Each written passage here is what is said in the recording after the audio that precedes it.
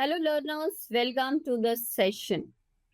Your website has got the width and the height.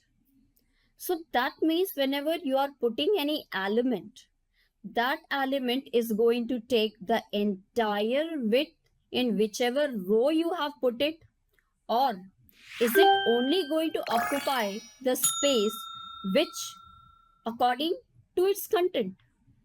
This is what depends on whether the element you are implementing is a block element or an inline element.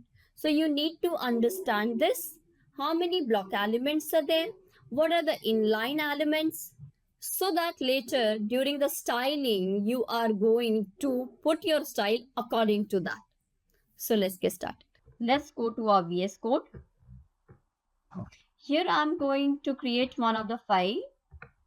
This file now is going to be, for example, block inline.html.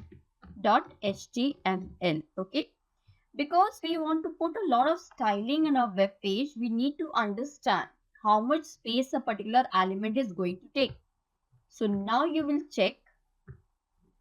I'm taking our starter plate. Okay, this is good to start. Inside the body, I'm going to take one div.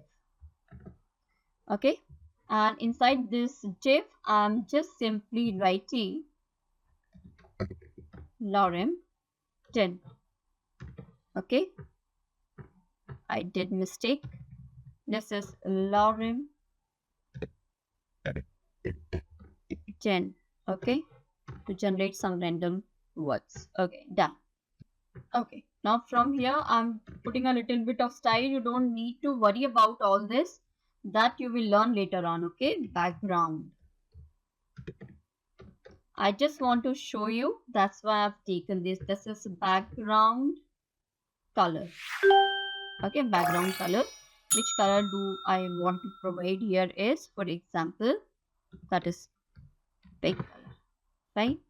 So if now I just control S I'm doing and going back, see, your content is only this much till here, but the div is taking the length which is till last. Complete width is taken by the div.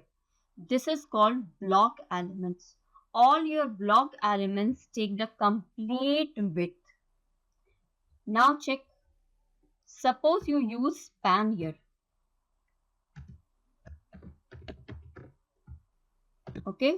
And inside the span you write here computer. And just provide a styling so that you will understand.